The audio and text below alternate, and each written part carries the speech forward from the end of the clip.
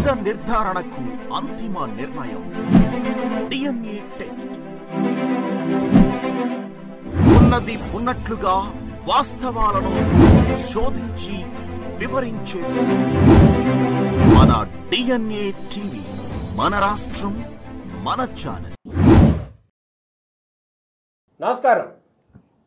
దేశ సర్వోన్నత న్యాయస్థానం తిరుమల లడ్డూ వ్యవహారంలో ఒక సంచలనాత్మకమైనటువంటి తీర్పు వెలువరించిన పరిస్థితి కనపడుతుంది.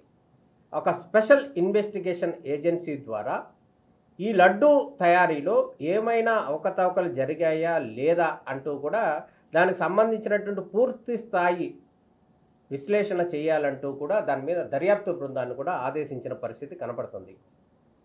ఈ స్పెషల్ ఇన్వెస్టిగేషన్ ఏజెన్సీ ఏదైతే ఉందో దాంట్లో సుప్రీంకోర్టుకు సంబంధించి ప్రత్యేకమైనటువంటి సూచనలు కూడా చేసింది. దాన్ని కనుక మనం గమనించినట్టయితే రాష్ట్ర ప్రభుత్వానికి సంబంధించినటువంటి సెట్కు సంబంధించి ఒక 2 అధికారులు, అదేవిధంగా సిబిఐకి సంబంధించినటువంటి 2 అధికారులు, అదేవిధంగా ఎఫ్ఎస్ఎస్ఐకి సంబంధించినటువంటి 1 అధికారి, ఈ 5 అధికారులు కూడా సిబిఐ డైరెక్టర్ ఆధీనంలో స్వతంత్రంగా పనిచేయాల్సిన అవసరం ఉంటుంది. ఈ లడ్డూలో అవకతవకలు జరిగాయా లేదా అనేటువంటి అంశాన్ని నిగ్గు తేల్చాల్సినటువంటి పరిస్థితి ఉంది. ఇది సుప్రీంకోర్టు ఇచ్చినటువంటి ఉత్తర్వులు.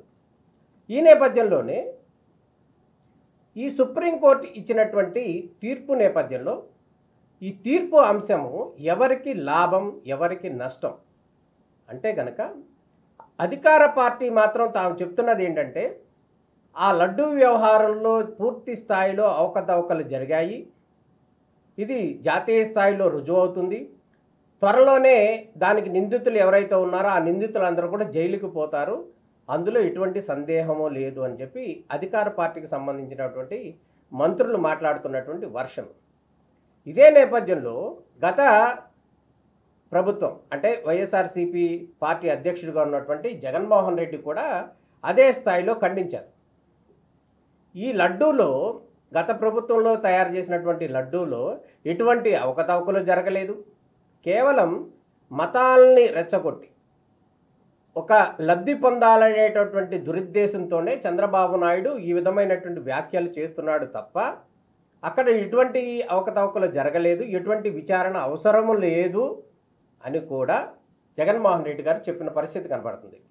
అంతేకాకుండా ఎవరైతే ఆ కుట్రలు చేసినా, ఒకవేళ ఆ అంశాలను కనుక తారుమారు చేసినా, ఎవరైనా కనుక తప్పులకు చేసినట్లయితే వారిని ఆ దేవుడే శిక్షిస్తాడు అంటూ కూడా జగన్మోహన్ రెడ్డి వివరించినటువంటి పరిస్థితి కనపడుతుంది. ఇంకో అంశానికి సంబంధించి అధికార పార్టీ వాళ్ళు చెప్తున్నటువంటి వర్షన్ ఏదైతే ఉందో, వీళ్ళు వే బిల్స్ ఏవైతే ఉన్నాయో బిల్స్, వాణిజ్య శాఖకు సంబంధించినటువంటి బిల్స్ కూడా వాళ్ళు సేకరించారు. ఆ సేకరించినటువంటి అంశంలో పలానా కంపెనీ నుంచి తీసుకొచ్చారు, ఆ కంపెనీ నుంచి తిరుమలకి సప్లై చేశారు అనేది వాళ్ళు చెప్తున్నటువంటి వర్షన్. కానీ అక్కడ పర్టికులర్ సప్లై చేసినటువంటి కంపెనీ ఏదైతే ఉందో ఆ కంపెనీకి సంబంధించినటువంటి బిల్స్ మాత్రం లేవు.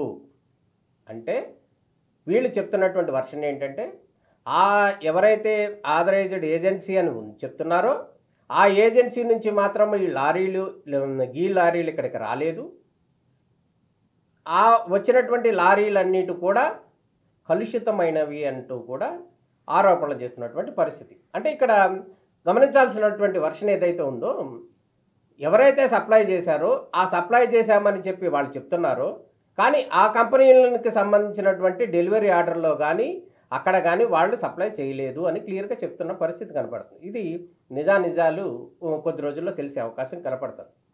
అయితే అధికార పార్టీ చేసినటువంటి సిట్ ఏదైతే ఉందో ఆ సిట్ ఇప్పటికే దానికి సంబంధించినటువంటి విచారణలో పూర్తి స్థాయిలో నిమగ్నమైన పరిస్థితి కనపడుతుంది. ఇప్పటికే కొంతమేరకు దర్యాప్తు చేసినటువంటి పరిస్థితి కనపడుతుంది. అయితే సుప్రీంకోర్టు తాజా ఉత్తర్వుల నేపథ్యంలో అది కొంత మార్పు జరిగే అవకాశం ఉంది.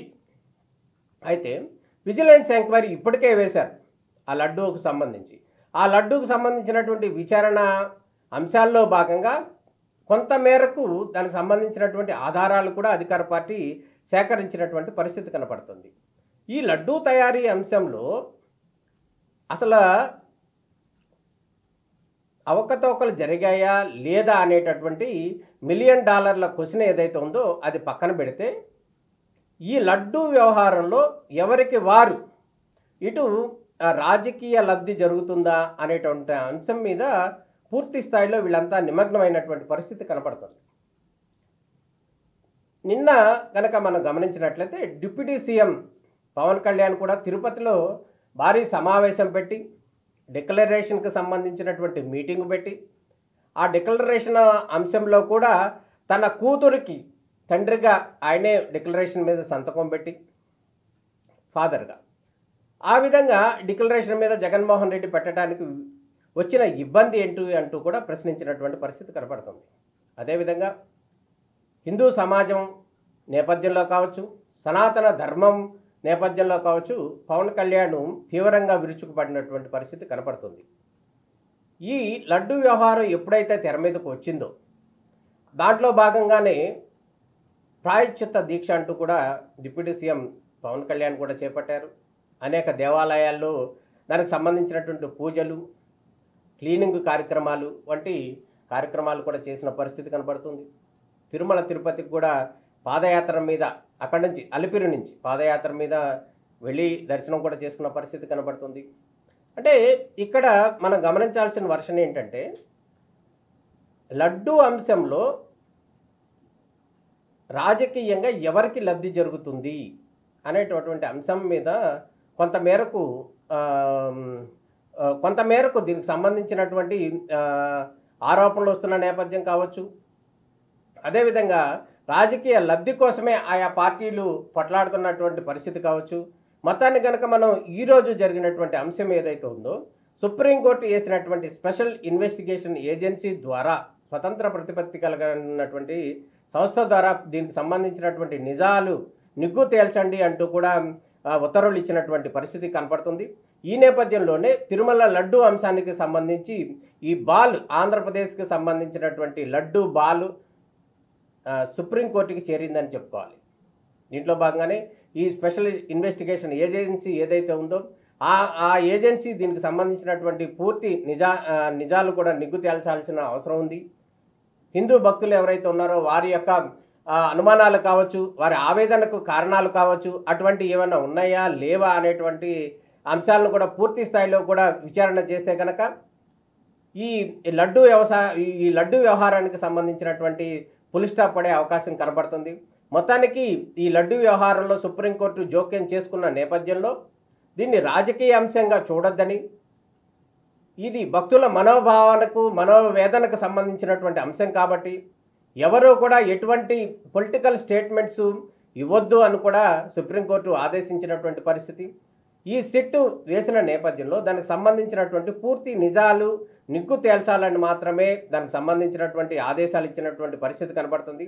మొత్తానికి ఇప్పటి వరకు కూడా అధికార విపక్ష పార్టీల మధ్య పోటాపోటీగా యుద్ధ వాతావరణం నెలకొన్నటువంటి పరిస్థితుల నేపథ్యంలో సిట్టు దీనికి సంబంధించినటువంటి పూర్తి స్థాయి దానికి సంబంధించినటువంటి వివరాలు సేకరిస్తుంది. రాబోయే రోజుల్లోనే ఈ లడ్డూకు సంబంధించినటువంటి అంశం ఏదైతే ఉందో అంశానికి ఫుల్ స్టాప్ పెట్టే అవకాశం కనపడుతుంది. నమస్కారం.